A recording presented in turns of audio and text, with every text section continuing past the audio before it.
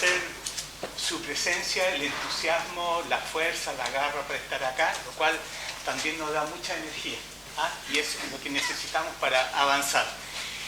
Lo segundo, mamá tecnología no habla español, así que como ustedes pudieron observar, a pesar de haber tenido la clase preparada en Data, ha sido compleja y aquí hay un problema de exceso de luz, por lo tanto posiblemente no se va a ver, no se puede apagar porque no solo...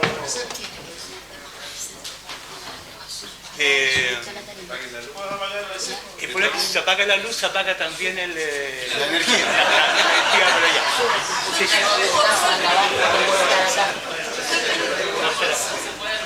Así que vamos a hacerlo a capela, si funciona, funciona, pero vamos para adelante.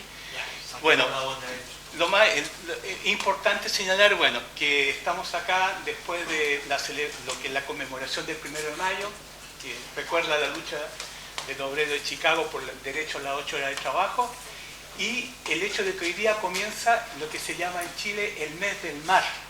Y vamos a hablar sobre un sector que es bastante desconocido para la mayoría de la sociedad chilena. Y eso no es casual, ¿ah? Porque esta es un área de las más importantes desde el punto de vista económico, social, que tiene mucha influencia política en lo que sucede, pero que está oculta. Y está oculta por un hecho muy específico. Quienes controlan el sector pesquero en nuestro país, quienes controlan el borde costero, son un cartel, un conjunto de grandes empresas, que en el fondo no son grandes empresas, son clanes familiares. Y clanes familiares que tienen una pata en los partidos políticos, una pata en los negocios, en el Parlamento, y que históricamente han manejado el sector de la pesca, acuacultura, borde costero, que incluye puertos y los trabajadores portuarios, como una especie de gran fondo, de gran hacienda, incluso a trasmano de los procesos de cambio, transformación y modernización de lo que sucede en la sociedad chilena. Ese es un área. Pero también hay otro actor conocido de nosotros que controla el borde costero y nuestro mar, la Marina. Y aquí hay un elemento importante porque al final nos damos cuenta que tenemos dos presidentes en este país. Un presidente de tierra, que en este caso una presidenta, pero también alguien que maneja el mar de manera exclusiva, que es la Marina de Chile.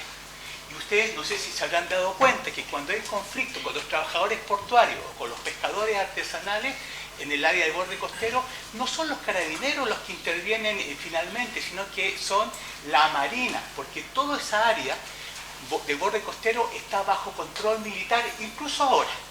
Entonces, ahí hay dos grandes actores, que es el cartel de la pesca, estos clanes familiares, y la Marina, que son los que controlan, administran, y también se benefician con los recursos que existen en nuestro mar, en nuestro borde costero. Es importante señalar que durante estos últimos 4 años han ocurrido dos de las mayores expropiaciones de recursos naturales y de bienes nacionales de uso público post-dictadura cívico-militar en el país. La primera ocurre el año 2010 y es la última ley que firma la presidenta Bachelet antes de despedirse de su primer mandato, que privatiza el borde costero, ¿ah?, la columna de agua que está adyacente ahí, y se la entrega en propiedad de manera indefinida y gratuita a las grandes compañías salmoneras y de acuicultura en nuestro país. Es decir, se está despidiendo y lo último que hace es firmar y se entrega el borde costero de la zona sur austral, que es un bien nacional de uso público. Y como esta industria venía de una gran crisis que había generado por las malas condiciones sanitarias y ambientales, había generado una crisis denominada del virus ISA, que ataca a los cultivos, que generan la pérdida de 26.000 empleos, fundamentalmente en Chiloé, la pérdida de 5.000 millones de dólares, que es puesta por el Estado para cubrir a la empresa, y la contaminación desde el área de Chiloé con este virus importado desde Noruega. Estas empresas que estaban endeudadas con el banco, el Estado le entrega en propiedad el borde costero, que había sido entregado por un periodo de 20 años para su uso productivo, se lo entrega en propiedad a condición de que las puedan usar como hipoteca para su deuda frente a los bancos. Es decir, los chilenos no nos dimos ni cuenta cuando perdimos la propiedad del borde costero de la 10ª región, ¿ya? Y el segundo hecho que demuestra la impunidad con que se funciona en el área de pesca y agricultura en nuestro país es la privatización de los peces del mar chileno, ¿ah? La entrega gratuita y a perpetuidad a 7 clanes familiares empresariales. Hecho ocurrido en 2012 en un proceso express. En 10 meses se privatizó los peces del mar chileno, que eran propiedad de cada uno de nosotros, y fueron entregados a estas compañías. Y eso ocurrió con un par de meses antes de las elecciones. ¿Ah?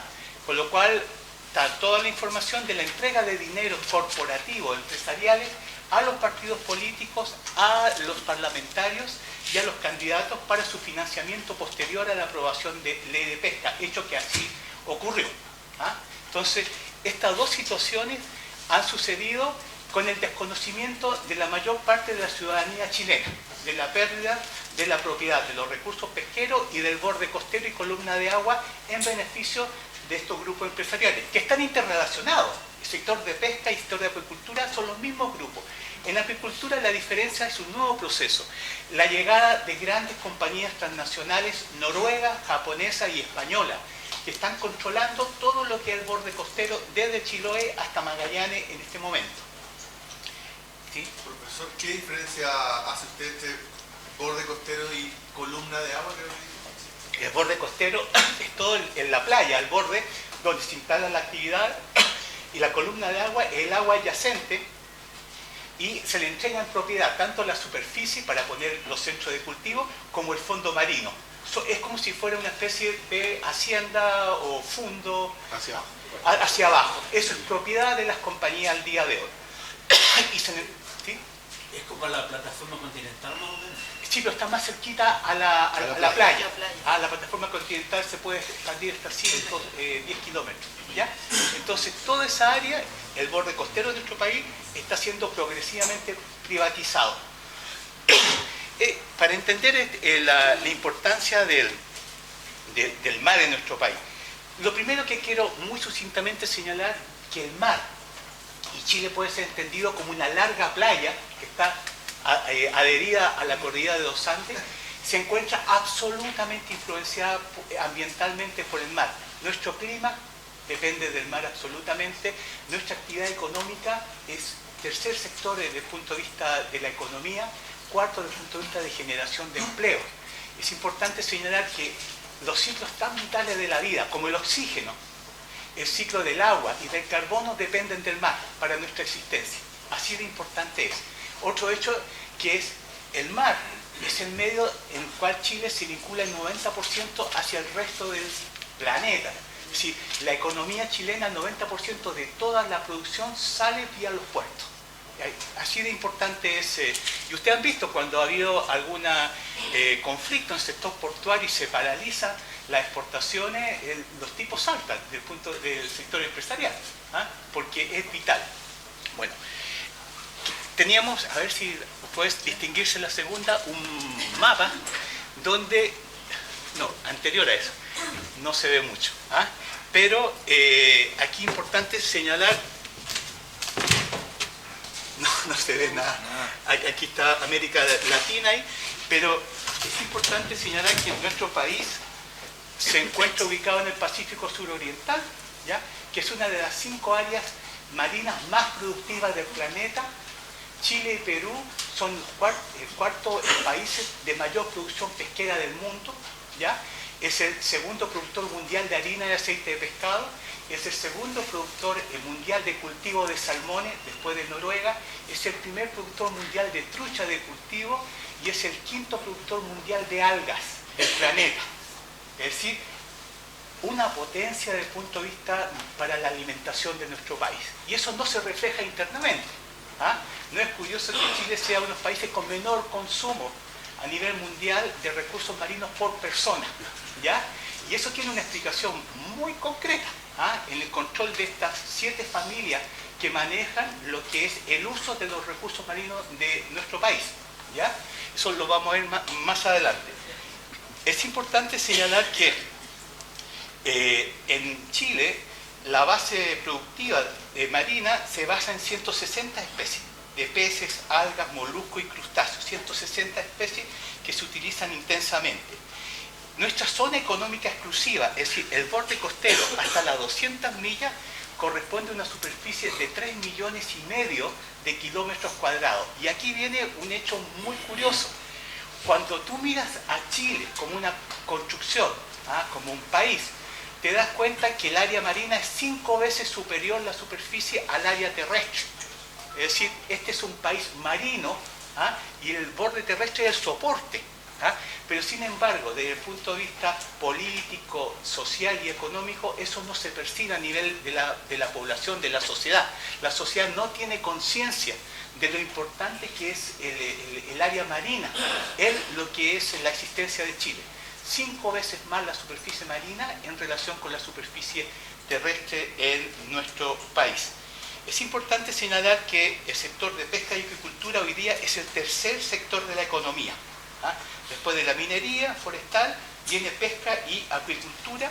Hay una producción total de 3 millones de toneladas anuales y con un valor superior a los 5.000 millones de dólares. 5.000 millones de dólares anuales. Eso es lo que se produce anualmente, bajo el control de 7 familias. Junto a ellos existen alrededor de 97.000 pescadores artesanales a lo largo de todo el país, que con sus familias, porque son estructuras productivas y sociales y culturales familiares, son más o menos 500.000 de personas que dependen directamente de los recursos costeros de nuestro país. Y es importante señalar que regiones como los lagos, Biobío, Tarapacá, dependen básicamente de la actividad pesquera, todavía, en nuestro país. Como le decía, a lo largo de nuestras costas hay 455 caletas de pescadores artesanales, en que viven 500.000 personas vinculadas a los recursos marinos de nuestro país. Más o menos la flota artesanal son 12.000 embarcaciones. Al interior de ella hay diferencias, desde los pequeños pescadores menores a 12 metros, a remo o con motor fuera de borda, que tienen una importancia. Ellos son los que alimentan el 90% del consumo nacional. El mercado nacional, lo que comemos nosotros, recursos marinos, está fundamentalmente producido por los pescadores artesanales y fundamentalmente los de menor tamaño, ¿ya? Ellos son los que abastecen, porque la industria y los pescadores semi-industriales artesanales, 90% de su producción lo destinan a la exportación. Es importante que nuestra economía es una economía exportadora y el sector pesquero y de acuicultura básicamente está orientado a la exportación. ¿A dónde? Principalmente al mercado norteamericano, en segundo lugar al mercado de Japón y Asia, en tercer lugar a la Unión Europea. Esos son los 3 principales mercados que se abastecen de la producción de Chile.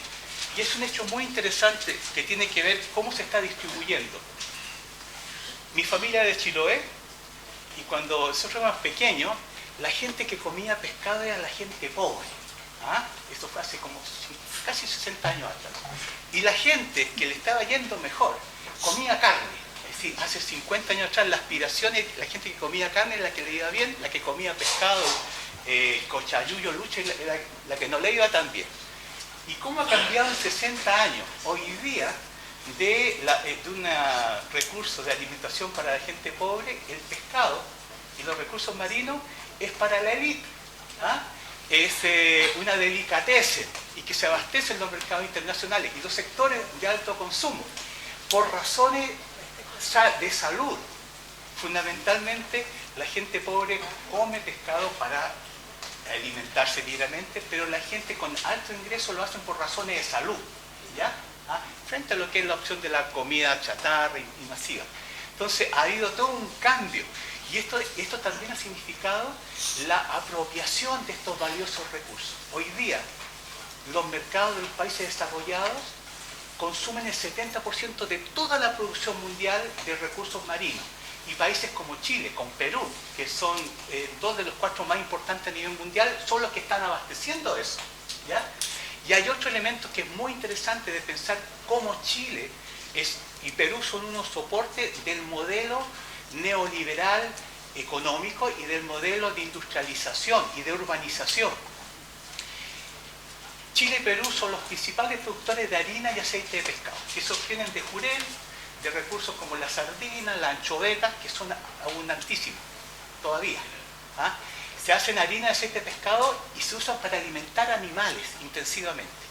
Piensen ustedes de qué se alimentan, se van a comer un pollo con papas fritas. Ese pollo con papas fritas se alimentó con harina de pescado en su primera etapa. Si toman leche, esa vaca se alimentó en su primera etapa con harina de pescado. Si se visten el algodón, esa oveja se alimentó con harina de pescado. ¿Ya? Es decir, los salmones, la mitad de sus costos es alimentación con harina de pescado.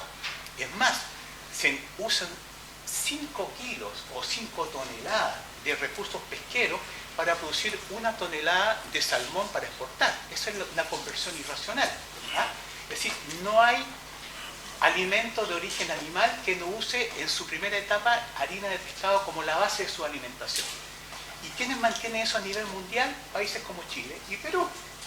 ¿Ah? Eso es un hecho bastante clave. Y la gente que su tendencia es a vivir en grandes ciudades o el modelo urbano, la alimentación rápida, siempre ustedes van a encontrar que hay harina de pescado. Pollo con papa frita es lo más rápido, harina de pescado. Entonces, nuestros países, y Chile en particular, tiene un papel central desde el punto de vista del modelo global de alimentación industrial animal intensiva y desde el punto de vista de alimentación humana urbana. ¿Ah? De ahí destaca por qué el control de esta área y el sacarlo de la atención pública y de manejarlo como una especie de gran fondo privado. Y ahora, vamos a ver más adelante el proceso de que se está pasando del control de estos clanes familiares al control de las transnacionales, que están absorbiendo estos clanes, se están asociando para el control del mar chileno y sus recursos. ¿Me ibas a preguntar algo? Sí, quería saber, en primer lugar, si esto sucede también en Perú y si también sucede en otras partes del mundo que la apropiación se ha hecho en manos de privados. Sí, mira, aquí vamos entrando a lo que es la dictadura, es la sombra que nos va a acompañar por mucho tiempo más. ¿Ya? Sucede que el modelo de privatización de los recursos marinos, del mar, del borde costero, de las columnas de agua, es un modelo que se implementa inicialmente en Chile, en los contextos de la dictadura cívico-militar. Ahí hubieron algunas pequeñas características, pero se pudo implementar eficazmente durante los gobiernos de la Concertación, fundamentalmente de Ricardo Lagos y de Michelle Bachelet. Y este modelo, que es un modelo propiciado por el Banco Mundial y el Fondo Monetario Internacional, fundamentalmente, es un modelo que ahora se exporta a nivel mundial. Y le dicen, háganlo como se hizo en Chile. No dicen que se hizo bajo las condiciones de una dictadura que impedía cualquier tipo de oposición social o política efectiva. Y el modelo de expropiación de los recursos marinos del mar es el modelo chileno, que incluso ahora se está implementando en el resto de América Latina, en Perú. Y es muy curioso. Hoy día, en gran cantidad de países de América Latina, se están modificando las leyes de pesca para ser cambiadas con la ley de pesca que fue aprobada el año pasado en Chile. Ese es el patrón en el cual todos tienen que seguir. ¿Ya? Y es un patrón que le abre la área marina a las grandes compañías transnacionales y a los grandes grupos económicos que existen internamente. Entonces, el modelo de privatización del mar, de apropiación, es el modelo que se genera acá, en Chile, y se exporta a nivel internacional. Países como Rusia también se está tratando de ver cómo se privatiza a la chilena, o los países nórdicos que ahora están cambiando su gobierno, del gobierno socialdemócrata al gobierno de derecha, están tomando el modelo chileno. Por eso es que es muy importante la lucha acá en nuestro país por derrotar el modelo liberal y cambiarlo, porque eso también va a ser una señal internacional de que ese modelo ha entrado en un nivel de crisis, que en el laboratorio mundial del neoliberalismo, que es Chile, Chile ha sido siempre un país laboratorio en lo político. La sociedad tiene la capacidad de empezar a revertir ese proceso. Esto tiene un efecto a nivel global profundo que nosotros no percibimos todavía, ¿ya? Entonces, esa es tu pregunta. Iba a hacer el alcance con respecto a lo mismo el Tratado Transpacífico, el famoso tratado que se viene tratando, o sea, que se viene discutiendo hace rato en la alta esfera y que no solamente va a involucrar el mar, también va a involucrar las semillas a nivel tierra. Los tratados internacionales, importante señalar. El acuerdo ese Sí. Transpacífico. Pero, bueno, el contexto. Chile es uno de los 5 países que tiene más acuerdos de libre comercio a nivel mundial. ¿Ya? Tiene como 162 acuerdos de libre comercio con países bilaterales, pero también con bloque económico, ¿ya? Y eso hace, y aquí hay un hecho, que el 90% de la economía chilena, que es una economía en base a recursos naturales todavía, 82% de la economía chilena son recursos naturales con bajo valor agregado que se exportan. En lo minero, casi un 46% de nuestra actividad económica es minera. En lo forestal, fundamentalmente es producción de celulosa. En el sector de pesca y acuicultura y agricultura para la exportación. Hoy día, si sacamos la cuenta, Chile está exportando productos para 10.000 millones de personas, de consumidores, que no los vemos. Cuando dicen que Chile es un país con 17 millones de personas, desde el punto de vista del medio ambiente, de los recursos naturales, del uso del agua, no es así. Hay 9.993 millones de personas que están al lado nuestro consumiendo y no lo percibimos.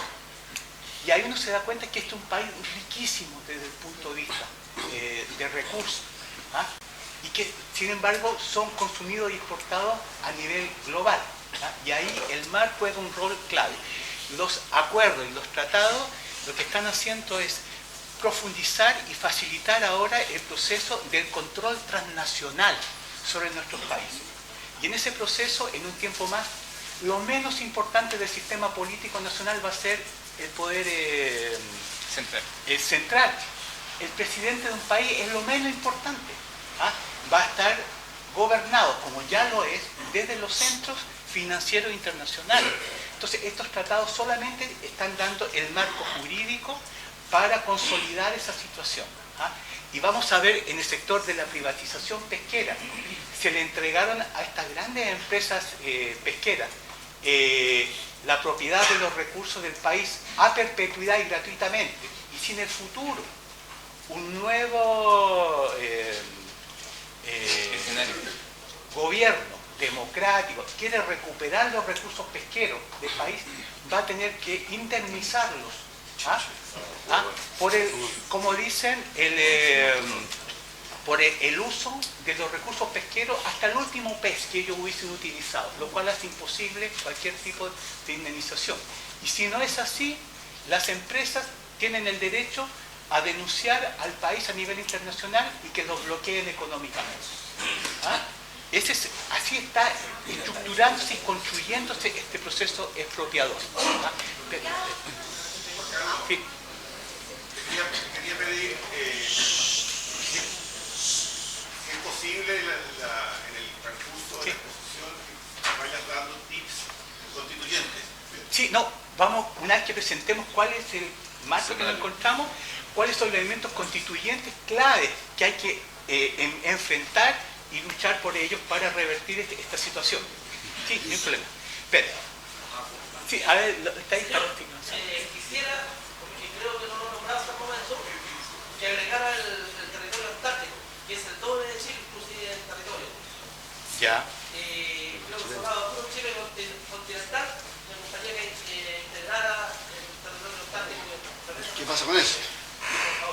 Bueno, para también ir viendo, el mapa nos hubiese ayudado mucho, esta visión que cambia desde la visión terrestre tradicional a esta visión oceánica, continental. Nuestro país se proyecta hacia la Polinesia, que es un área importantísima desde el punto de comercio, desde el punto de vista del transporte, de generación de conocimiento, y hacia el área antártica, que es el área en que toda la inversión transnacional está avanzando. Y no es curioso que las inversiones en pesca y acuicultura de Noruega, de Japón y los países europeos están yendo hacia el cono sur de América Latina, porque en los próximos años se va a tener que revisar el Tratado Antártico. ¿Ah? Y eso, hasta el día de hoy, todos los países que son parte del Tratado Antártico tienen pretensiones de soberanía, pero la han congelado a través de este tratado. La Antártica es un área riquísima en recursos pesqueros, en recursos mineros, en petróleo. ¿Ah? Por lo tanto, en un tiempo más va a haber una gran lucha entre las grandes potencias con los países tal como Chile, Argentina, Uruguay, Brasil, que son parte de este tratado. ¿Ah? El área antártica donde Chile tiene pretensiones de soberanía, ¿ah? es un área de la última reserva del planeta, un área que todavía no está gravemente impactada ambientalmente. ¿Ah? Entonces también es un área de responsabilidad para la sociedad chilena y para las generaciones futuras. Acá hay otro elemento que tenemos que incorporar en la discusión constitucional: los derechos de las generaciones que todavía no han nacido y que nosotros tenemos la responsabilidad de defenderlos. ¿Ah? Para que cuando ellos lleguen puedan tener la posibilidad de disponer de un medio ambiente no contaminado, de los recursos para tener una calidad de vida. Eso es un elemento importante a señalar. ¿En qué situación está hoy día el sector de pesca y acuicultura en nuestro país? Hoy día nos encontramos en medio de la mayor crisis pesquera a nivel nacional. Y eso es consecuencia de 30 años de sobreexplotación industrial, ¿ya? Fundamentalmente. Y es importante señalar que esta crisis de origen industrial ha significado que recursos tradicionales como el jurel, como la merluza común, que era el plato más popular del pueblo de Chile, de consumo, ¿ah? hoy día se encuentra en situación de sobreexplotación. Jurel, merluza común, merluza austral, congrio dorado, raya, ¿ah? Bacán. De las 33 principales pesquerías comerciales de nuestro país, 18 de ellas hoy día se encuentran colapsadas o sobreexplotadas, ¿ya? Por acción de la pesca intensiva industrial y la no regulación o control del Estado, que siempre el sector pesquero ha estado en manos de las grandes compañías. Hoy día, por ejemplo, el subsecretario de Pesca es un operador histórico de la industria pesquera. Históricamente todos los subsecretarios de Pesca han sido personas vinculadas al mundo empresarial, ¿ah? y han administrado esta área en beneficio, con nombre y apellido, de estas grandes compañías. Entonces hoy día nos encontramos que casi el 60% del patrimonio pesquero nacional se encuentra duramente afectado, con un fuerte impacto sobre los pescadores artesanales, ¿ah? fundamentalmente. Y ese es uno de los elementos que gatilló el proceso de privatización pesquera en nuestro país. Porque la argumentación de la industria y del gobierno fue que habían demasiados pescadores con menores recursos. Por lo tanto, se empezó a cortar a nivel de la pesca artesanal, ¿ah? que como señalamos, son casi 500.000 de personas que se involucran. Por favor. ¿Cómo se define una pesquería, profesor? Una pesquería es un área de extracción de recursos, un área física donde existen recursos y donde estos son extraídos anualmente, ¿ah? para un uso comercial. ¿Están definidas por ley en algún momento? Están definidas por ley, están definidas por área, están definidas por recursos. ¿Ah? Y una pesquería, no solamente cuando tú vas a pescar jurel, extrae jurel, en el caso de la pesquería industrial, que usa técnicas como la pesquería de cerco o de arrastre, que no son selectivas.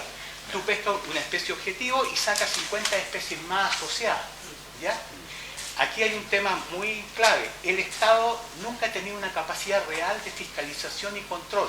No porque no pueda, sino que no haya voluntad política y su base ha sido el dejar hacer, para que la industria pueda capitalizar rápidamente a través de lo que son pesca de grandes volúmenes no selectivas. ¿Sí? Usted, profesor, plantea abiertamente que el subsecretario de Pesca, el militante socialista, Zunico, ahora Zunico, sí. Zunico históricamente se le ha conocido como un operador de la Asociación de Industrias Pesqueras del Biobío. ¿Ah? Y ese ha sido su rol. Tuvo un periodo como diputado lo único que se le conoció fue trabajar para la privatización de los recursos pesqueros el año 2011-2012. ¿Ya? Y al día de hoy lo que ha hecho SUNICO fundamentalmente es fortaleciendo la posición de ACIPES en la octava región en términos de lo que son las cuotas de pesca, pesca de investigación. Es decir, él sigue siendo un operador en función de un sector de la industria. ¿Sí? Dos cosas, señor. Tengo entendido que ahora hay una demanda que fue acogida por el Tribunal de Justicia Sí, por la ley. artesanales. Felizmente, por decirlo así, ha sido acogida y está llegando el caso Longueira sí. a los tribunales, que es muy importante. Y la otra cosa que hago, cuando te dicen que falta voluntad política, no, hay voluntad, pero para 7 familias. Sí. Mira, nosotros las denuncias que hicimos junto con los pescadores artesanales, en este caso agrupados en la Confederación de Defensa del Patrimonio Pesquero, que es un bloque de 30.000 pescadores que se separó de CONAPACH, que era la organización tradicional de los pescadores, pero cuya dirigencia ha sido corrompida en el periodo de privatización, presentamos como Ecocéano junto con CONDEP esta denuncia, esta querella por cohecho y coima, porque ya tenemos la información que demuestra, primero, el financiamiento del grupo Angelini Corpesca, que es el principal grupo beneficiado con la privatización del 2013, a una diputada, que es la diputada Marta Isasi, que era la diputada de Iquique, que es la zona donde opera Corpesca, y cual ya está aprobado ese hecho, pero hay una nueva demanda por la entrega de 500 millones de pesos de Corpesca durante el proceso de negociación en el Parlamento a la Comisión de Pesca, donde estaba el Horvath, donde está Bianchi, de Quique, Fulvio Rossi, 6 personas que recibieron casi $1 millón en el proceso de negociación para aprobar. Más adelante vamos a ir viendo que esas mismas personas jugaron un rol clave en finalmente la votación y la aprobación de dicha ley. A su vez, hay nuevos datos, porque se habló con los fiscales que están llevando el caso Penta y Sokimich, y ahora hemos logrado demostrar que la empresa Corpesca, junto con el Golfo, que es el grupo Yacori Santa Cruz, que son los principales financistas de la democracia cristiana, y ahí hay una arista nueva. Sí, claro, Yacori Santa Cruz financió durante ese periodo al principal promotor de la privatización pesquera, que era el ministro de Economía de la época, que era el Longueira, Pablo Longueira. Entonces ahora hemos podido ver que hay boletas emitidas por esta empresa vía Sokimich para Pablo Longueira, su hijo, y una gran cantidad de asesores que él tenía, ¿ya? Entonces, por lo tanto, podemos demostrar que la ley de pesca, la privatización pesquera, es hija directa de los dineros empresariales, tanto del grupo Angelini como del grupo El Golfo, la familia Sarkis. Entonces, el proceso ahora va a entrar en una nueva etapa, junto con Penta, con Sokimich, con... Sí, va a entrar el grupo Angelini, que es clave en este proceso. Porque en el tema de privatización pesquera no solamente hay políticos, sino que hay partidos completos financiados. Es importante señalar que en la votación de la ley de pesca, la democracia cristiana votó en bloque a favor de la privatización con un solo voto en contra, que fue la de la senadora Rincón. Entonces es muy extraño que el 99% del partido votara a favor. Entonces, estamos abriendo con los pescadores esa beta, que no solamente son políticos individuales, sino que son partidos completos que fueron financiados con estos dineros para generar esta ley con nombre y apellidos. Bueno, ¿cuál es la historia de la privatización pesquera? El primer intento de privatización pesquera comienza en la finalización de la dictadura militar, con José Toribio Merino. ¿Ustedes se acuerdan?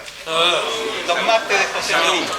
Bueno, el año 1985, cuando ya se preveía la finalización del ciclo, Toribio Medino junto con la Junta genera una primera propuesta de privatización de los recursos pesqueros para dejarlos privatizados antes del cambio político, ¿ya? Este proceso de privatización, propuesta de dictadura, era menos privatizador que el que finalmente se obtuvo durante el gobierno de Piñera junto con la Concertación, porque dejaba un porcentaje de las pesquerías nacionales abiertas a una licitación anual, es decir, cualquiera podía entrar a licitar anualmente volúmenes de captura, con lo cual no se le daba la propiedad absoluta a estas 7 familias, ¿ya? Como esto no estaba muy definido, fue bloqueado por los grandes grupos empresariales, curiosamente, y la propuesta de Toribio Medino fue congelada, ¿ya? Cuando viene el cambio de la dictadura militar por lo que es el gobierno civil, se negocia un acuerdo entre los grandes empresarios, estas 7 familias, con el reciente gobierno, y se establece una especie de periodo de status quo, en el cual no se privatiza, pero sí se deja abierto el mar a lo que es la cuota de pesca globales y acceso libre, es decir, competían las grandes flotas industriales con los pequeños artesanales. Se establecía un volumen de captura anual y cuando se obtenía se cerraba esas pesquerías. Era obvio que las grandes embarcaciones pesqueras rápidamente capturaban las cuotas, llevándose el 90% de ellos. Eso se llamó la carrera olímpica. Todos partían, pero algunos con zapatillas con clavos y otros a pata pelada con una bola de fierro amarrada a una de sus extremidades, ¿ya? Y eso generó la figura legal de los derechos pesqueros, porque la industria 10 años después dijo: yo tengo derechos por el uso de los recursos. Es decir, el uso me genera derechos de propiedad. Era que un invento desde el punto de vista jurídico. Nada le daba eso a ellos. Entonces, el año 91 se establece la primera ley de pesca y apicultura de Chile, que era una ley básica, ¿ya? Pero que era fruto de la negociación, como era toda la negociación del periodo de transición de la dictadura hacia un sistema, ¿cómo lo podríamos llamar?, de baja intensidad democrática, ¿ya? De baja intensidad democrática, ¿ya? El 2001, y aquí es un año clave, el 2001, el gobierno de Lagos, en el contexto de lo que es la agenda pro crecimiento, le quiere mandar una señal a los empresarios de que se iba a portar bien. Y le dice: ustedes tienen una aspiración de largo tiempo, que es la privatización de los recursos pesqueros. En mi gobierno se van a privatizar, ¿ya? Entonces se inicia el proceso de privatización, pero Lagos no contaba con una fuerte resistencia de los pescadores artesanales, comunidades costeras y las organizaciones ciudadanas, que le dieron mucha pelea, incluso dividieron a lo que era la concertación en el Parlamento. Y Lagos no pudo privatizar los recursos pesqueros inicialmente, pero optó por una fórmula intermedia. Ley corta, ley larga, que es la fórmula que la concertación ha hecho para privatizar varios recursos. Y la ley corta de Lagos fue: mira, vamos a entregar en propiedad temporal los recursos pesqueros de acuerdo al porcentaje de captura de cada una de las empresas y de los pescadores artesanales. Entonces, Lagos les pidió que mostraran sus volúmenes de captura durante 10 años, y las compañías que se habían preocupado de registrar todo eso, y en los últimos años, cuando ya sabía que venía la privatización, aumentaron las capturas, inexistentes, pero la aumentaron para tener mayor porcentaje. Dijeron: estos son nuestros porcentajes.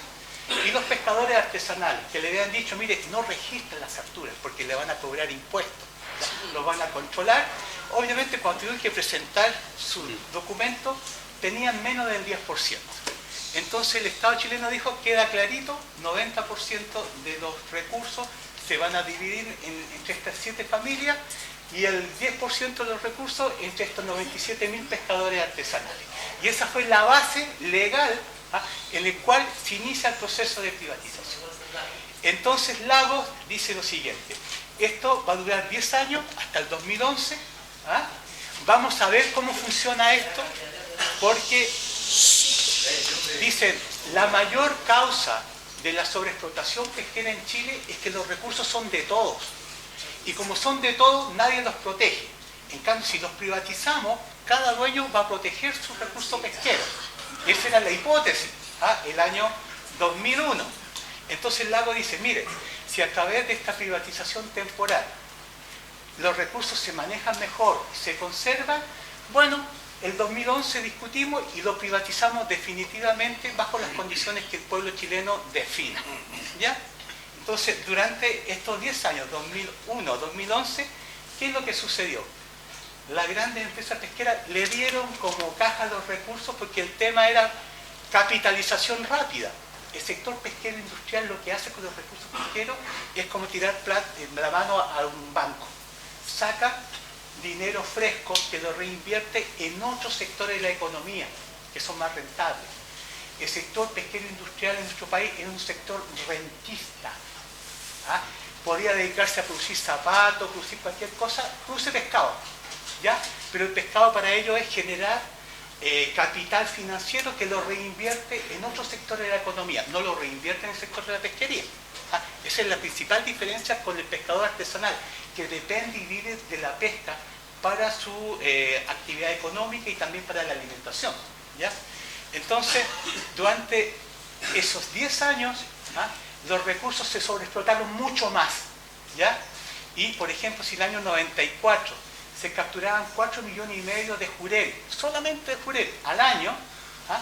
El 2011 las cuotas ya no eran superiores a 250.000 toneladas.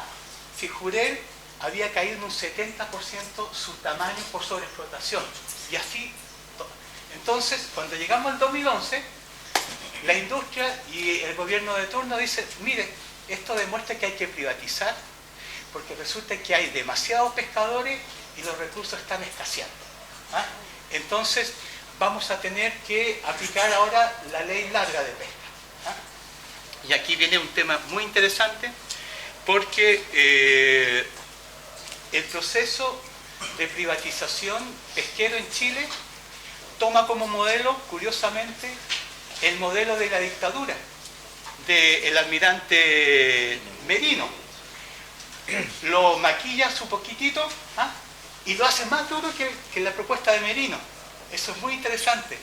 La Concertación y la Alianza toman el modelo Merino, pero lo hacen mucho más rígido, ¿ah? En cuanto a la privatización. No tiene ningún tipo de contemplación. Cierra el sector para estas 7 familias, impidiendo la entrada de cualquier otro actor económico.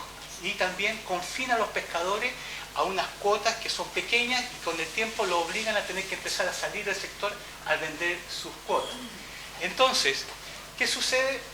El 2010, 2011, comienzan las negociaciones entre la Alianza y la Concertación. Y ahí Longueira tiene un rol central como un articulador. Longueira ya había salvado a la Concertación de un par de situaciones políticas complicadas. Entonces Longueira dice, bueno, ahora me devuelven la mano y vamos a llegar a un acuerdo político entre la Concertación y la Alianza para privatizar los recursos pesqueros sí o sí, ¿ya? Nosotros hemos colocado hace 15 días atrás en los medios un correo electrónico del año 2011 que nos fue enviado, donde Longueira le informa a las grandes empresas pesqueras que ya han negociado con la Concertación el acuerdo para privatizar en el Parlamento. ¿Ah? Y dice, mira, la ley de pesca va a tener muchos artículos, pero hay 2 artículos que son los centrales, el resto es puro arroz graneado, acompañamiento. Y le dice, y eso nos vamos a jugar. El primero, se le quita al Estado la propiedad de los recursos pesqueros de la nación. Es decir, el Parlamento y el gobierno le quita al Estado la propiedad de los recursos pesqueros de la nación. Le quita la capacidad de asignar propiedad de los recursos y derechos de acceso y uso de ellos a los pescadores, a las comunidades costeras, a los pueblos originarios. Se los quita. Y se les transfiere estas capacidades al mercado. Y para ello se crea un mecanismo que es muy ingenioso, las cuotas individuales transferibles de pesca a cada una de las empresas individual, y a los pescadores en grupo se le entregan cuotas de pesca que pueden ser vendidas, arrendadas, hipotecadas, incluso heredadas, ¿ya? Y le dicen, señores, ahora ustedes son hombres libres, son emprendedores, necesitan dinero, vendan sus cuotas o parte de ellas. Necesitan pescar más, compren en el mercado. Si tienen deudas, pueden pagarlas con... Es como una tarjeta Visa. ¿Ah? Use esta tarjeta para pagar sus deudas, comprar, vender o arrendar. Esa es la lógica, ¿ya? Y para eso, es muy importante, lo que hace el gobierno de Ricardo Lagos, y ahí hay un hecho que también hay que tenerlo en cuenta, quiebra la única organización de los pescadores artesanales, que es la Confederación Nacional de Pescadores Artesanales de Chile, histórica, una organización fuertísima a nivel nacional que siempre se opuso a la privatización con todos los gobiernos, incluso en la dictadura. ¿Ah? Lo que hace Lagos es dividirla y le crea una confederación paralela, la CONFEPACH. La CONFEPACH, que se crea en el piso 18 del edificio Centenario en Valparaíso con abogados de la Subsecretaría de Pesca. Ellos arman la confederación paralela, toman dirigentes de la CONAPACH, los colocan ahí y le dicen, mira, todos los recursos del Estado para capacitación, motores, equipos de frío, puertos, van a ir para la CONFEPACH. Y para la CONAPACH, nada. Con lo cual, se fortalece a la CONFEPACH, muchos pescadores van hacia ella y la empiezan a utilizar como la confederación que respalda las políticas gubernamentales del agua. Entonces llegamos al 2011 con el sector pesquero artesanal dividido en la CONAPACH y la CONFEPACH. ¿Ah? La CONAPACH oponiéndose a la privatización y la CONFEPACH respaldando los procesos privatizadores políticos. Pero en el gobierno de Piñera, junto con la Concertación y el Partido Socialista, es muy importante este proceso, conversan con la CONAPACH y a los dirigentes le dicen, miren muchachos, esta privatización viene sí o sí, ¿ah? Y en vez de oponerse, ustedes deberían sacar ganancias de ella. Entonces, Longueira crea una mesa de conversación pesquera, absolutamente ilegal, ¿ah? En que junta a los grandes empresarios pesqueros, ¿ah? A estas 7 familias, con los dirigentes de la CONAPACH y CONFEPACH. Y les dice, nosotros, para facilitar este proceso de apoyo a la privatización de los pescadores artesanales, vamos a traspasar 27 millones de dólares en cuotas de pesca de la industria, se las vamos a pasar a ustedes, como una forma de estimular que ustedes como dirigentes apoyen. Y ustedes saben que un cañonazo de 27 millones de dólares cuesta resistirlo. Con lo cual, durante una semana, negociaron y se transfirieron recursos pesqueros. Ilegalmente. Legalmente eso fue una colusión. Porque los grandes empresarios pesqueros, con los dirigentes de la pesca artesanal, se repartieron recursos que no eran de ellos, eran de toda la sociedad. ¿Ah? Ahí pasa a ser ilegal. Y con el aval del ministro de Economía, del Estado. Es una situación impresentable que ahí se generó. Entonces, una vez que se llega a ese acuerdo, teníamos la foto del acuerdo, que es fantástica, aparece Longueira con los dirigentes artesanales y los grandes empresarios, como antes levantaban las manitos, aquí se dan las manos. ¿Ah? Eso fue, ahí está. Ahí está Longueira, Sarkis, que era el presidente de la Sociedad Nacional de Pesca, que reúne a todos los grandes tiburones pesqueros, Hugo Arancibia de la CONFEPACH, Zoila Bustamante de la CONAPACH y el subsecretario de la época, Galilea. Y ahí se firma ese acuerdo que le da el visto bueno a la privatización de los peces del mar de Chile. ¿Ya? Es importante señalar que la mayoría de los dirigentes pesqueros que estuvieron en esa época ya no están, se fueron para la casa. ¿Ah? Listo. Entonces, Longueira, teniendo el acuerdo entre concertación y alianza político para privatizar los recursos, armando el acuerdo entre los pescadores artesanales y los grandes empresarios para respaldar la privatización, ¿ah? Tiene marcha blanca y coloca el proyecto de privatización, la idea de legislar, en junio del 2012. y en noviembre de 2012 ya está aprobado. Hubo movilizaciones, luchas, qué sé yo, y bueno, la primera artículo central de la ley era eliminar al Estado como dueño de los recursos hidrobiológicos de la nación, ¿ya? Y transferir todas las capacidades del Estado al mercado, ¿ah? Para entregar propiedad, para asignar derechos de uso y acceso a los recursos pesqueros. Ya lo había hecho Bachelet anteriormente con los derechos de uso y acceso al territorio costero. Es decir, aquí vamos cerrando las dos brechas, ¿ah? Costa, columna de agua, recursos pesqueros privatizándose, ¿ah? Y el segundo elemento, sí. De todas maneras, el Estado salía ganando algo por el impuesto. Nada. El Estado entrega potestad y capacidades que tenía históricamente a estos 7 grupos. El Estado entrega a perpetuidad y gratuitamente, sin ninguna compensación, estos recursos pesqueros. El Estado le asegura legalmente a estos 7 grupos el uso exclusivo y excluyente de los recursos pesqueros de la nación. Si alguien quiere entrar a pescar en Chile hoy día, le tiene que comprar cuota de pesca a una de estas 7 familias. No puede entrar de otra manera, ¿ah? Ellos tienen cautivos los recursos pesqueros de la nación, ¿ya?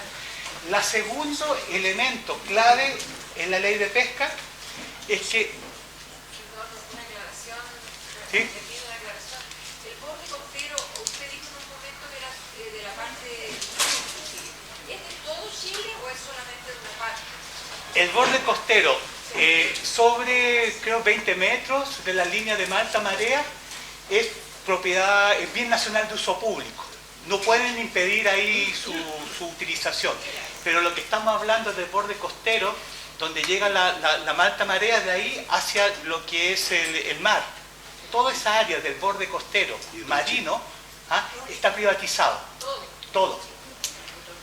¿Ya? ¿Ah? Fundamentalmente en la zona sur austral. ¿Ah? En la otra zona está bajo la figura de 5 millas de protección, que se supone que es unas 5 millas para proteger ambientalmente los recursos, porque esas 5 millas son las más productivas, las más frágiles, y también para derecho exclusivo de la pesca artesanal. Pero ¿qué ha pasado? Los sindicatos de pescadores han negociado con la industria y les cobran un arriendo por entrar a perforar las 5 millas, por ser violado, como dicen allá. ¿Saben que permitimos que nos violen algunas veces y ustedes nos pagan? Entonces ustedes pueden ver barcos industriales de arrastre cerquero casi pescando en las rocas, ¿ah? Cosa que está prohibida, ¿ya?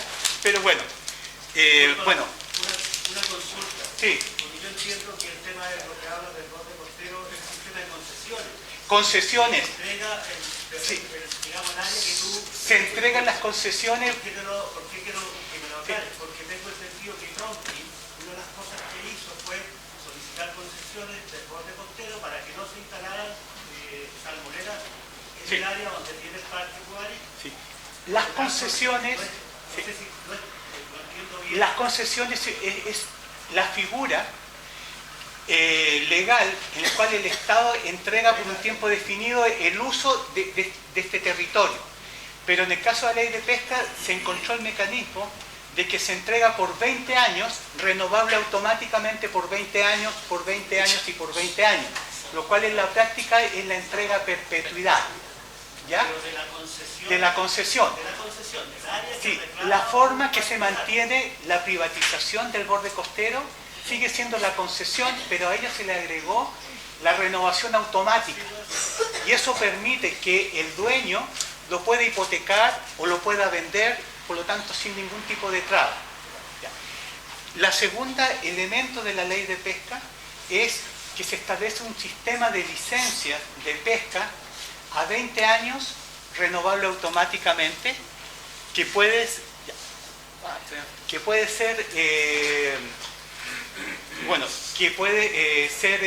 uso de todo tipo de negocio, vendido, comprado, arrendado, hipotecado, ¿ya? Esa es la clave. Esos son los dos artículos clave de la ley de pesca. Todo lo demás es secundario, ¿ya? Vamos a ir apurando el tema. ¿Quiénes son las 7 familias? Angelini, con 3 grandes compañías que controlan el 90% de toda la pesca del norte de Chile. El área que estaba en disputa con Perú era un área que era el área de captura de Angelini, fundamentalmente. Ellos controlan, junto con el grupo El Golf, Villacón y Santa Cruz, el 80% de la pesquería de Jurel, que es la principal pesquería de nuestro país. Un momentito. Jorge Fernández y Francisco Cifuentes, que es dueño de la pesquera Camanchaca, tanto en la zona norte como en el centro-sur, se fusiona con la familia Stengel, Bio Bio, y con Bluma, que es un gran conglomerado, y Roberto Izquierdo Menéndez, que muchos se recordarán porque fue partícipe de lo que es el atentado contra Schneider. Muchos de los grandes empresarios pesqueros son ex Patria y Libertad. Eso es muy, muy interesante de tener en cuenta políticamente cómo funciona. Esas familias son las que hoy día controlan el sector pesquero. En el proceso de privatización, quienes dieron la pasada para que se pudiese finalmente firmar el acuerdo en noviembre del 2012 fueron Andrés Saldívar, Ignacio y su hermano, ¿cómo se llama? Patricio Walker, Juan Pablo Letelier y Fulvio Rossi. Demócrata Cristiano, Renovación Nacional y 2 socialistas. Eso es muy importante. Y acá hay un hecho muy interesante. A la ley de pesca, durante estos 8 meses de discusión, se le hicieron 1000 observaciones, 1000, por parte de los trabajadores pesqueros, de los pescadores artesanales, de los pueblos originarios, de las organizaciones de medio ambiente, 1000. Y en la última etapa, Longueira reúne a la comisión mixta y la pone a trabajar de las 5 de la tarde a las 6 de la mañana, toda la noche, durante 3 días, y va eliminando las 1000 observaciones. Y como no le alcanzaba el tiempo, el último día lo que hace, arman paquetes de observaciones. Paquetes, y las terminan votando así o así. Paquete número 1, van todas estas observaciones. ¿La aprobamos o la rechazamos? Y los tipos hacían así o así. Y con eso lograron despachar, eliminar o modificar las 1000 observaciones. ¿Qué les quiero decir con esto? Que el proceso legal, legislativo, es un chiste o ha terminado como parte de la corrupción, de la casta política y del empresariado, termina así legislándose una ley clave para lo que es un sector económico, social, cultural en nuestro país. Termina como en el circo romano, con pulgar arriba o pulgar abajo. ¿Ya? Esto no es menor. Esto es parte del proceso de desprestigio de todo el sistema que hay que cambiar de raíz. Eso se los quiero hacer señalar. Para la historia, ¿quiénes votaron finalmente en contra? Bianchi, Escalona, Gómez, Lagos, Weber, Muñoz, Quintana, Rincón, Tuma y Jimena Rincón. ¿Ya? La privatización pesquera y el cuestionamiento que hay ahora, porque ahora la lucha es por derogar la ley de pesca, eliminarla, por corrupta, por inconstitucional y por graves vicios en su proceso. La ley de pesca es una situación impresentable y ocurrió por la falta de control público. Lo primero, el Estado y el Parlamento vulneraron el principio constitucional, su propio principio constitucional de libertad económica y no discriminación arbitraria, dada que asignó exclusividad de derecho de propiedad, acceso y uso de las pesquerías chilenas a 7 clanes empresariales, los cuales paradojalmente son los principales responsables de la crisis pesquera en nuestro país. Los premiaron. ¿Ya? Lo segundo, eliminó al Estado de su rol histórico como único asignador de propiedad y derecho de acceso y uso de los recursos pesqueros de la nación. La entrega de manera gratuita e indefinida del patrimonio pesquero de la nación a estos clanes, que le permite el goce monopólico. Y aquí, escuchen, 740 millones de dólares es lo que la renta de las pesquerías que se apropian estos 7 clanes. ¿Cuánto es el costo de la reforma educacional? 1000 y tanto, 1100 millones de dólares. Bueno, aquí estos 7 grupos se apropian de 740, que es casi 3/4 de lo que cuesta la reforma, y el Estado se lo entrega gratuitamente. ¿Para ¿Anuales? que, ¿Anuales? anuales, 740 millones de dólares en la renta que se apropian estos 7 grupos empresariales. El otro hecho es que esta ley se violó los acuerdos internacionales. Chile en el año 2009 firmó el convenio 169 de la OIT, que obliga al Estado chileno a consultar a los pueblos originarios cada vez que haya un proyecto de ley o una acción del Estado que comprometa territorio, recursos o intereses.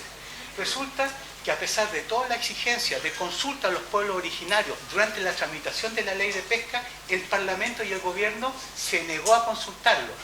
¿Quiénes quedan afuera y desaparecieron? En la ley de pesca no existen pueblos indígenas. Fue un genocidio legal. Se eliminaron a los mapuches, a los lasquenches, a los cahuascas, a los rapanui, a los huilliches, desaparecen. Y le dicen, mire, todos los que tenían actividad de pesca o extracción del borde costero, ahora se tienen que transformar o en armador industrial, en dueño de embarcación, o crear un sindicato de trabajadores, de pescadores artesanales. No queda ninguna forma de participación como indígena. No existen los indígenas, ¿ya? El otro elemento es que votaron en esta privatización diputados y senadores que tenían acciones dentro de las empresas pesqueras que fueron beneficiadas. Saldívar. Bueno, Saldívar, estaba nuestro amigo, inmediatamente, a esta hora de la... ¿Su amigo será? Carlos Larraín, que en esa época era presidente de Renovación Nacional, Jovino Novoa, Andrés Saldívar y Alejandro García Huidobro. A pesar de tener acciones, votaron, discutieron la ley de pesca, violando la propia legislación del Congreso, artículo 5 de la Ley Orgánica del Congreso y el artículo 8 del reglamento del Senado. Hubo también otro hecho que es impresentable y que está vinculado con el tema por pesca, de que los gerentes de los 5 grandes grupos pesqueros entraron a las negociaciones de las comisiones mixtas como asesores de los parlamentarios. Es decir, y está firmado, cada parlamentario tenía el gerente del grupo de empresas pesqueras que le iba indicando cómo negociar. Eso está firmado y está denunciado. La Comisión de Ética, cuando fue consultada en el Senado, dijo que esa era una decisión personal. Y que el tema de inhabilitarse o no, o de denunciar eso, era un tema personal de cada miembro que ahí participó. ¿Ya? Entonces, tenemos ese contexto. Perdón, profesor, ¿cuál era la decisión personal? ¿La de inhabilitarse o la de tener como asesor? La de inhabilitarse en el caso de los que tenían acciones. Y lo otro es... Ya. Bueno, entramos al tiro, nos quedamos cortos. El tema de nueva constitución. Ya. Podemos dar 10 minutos de recreo y volvemos y entramos a los temas constitucionales.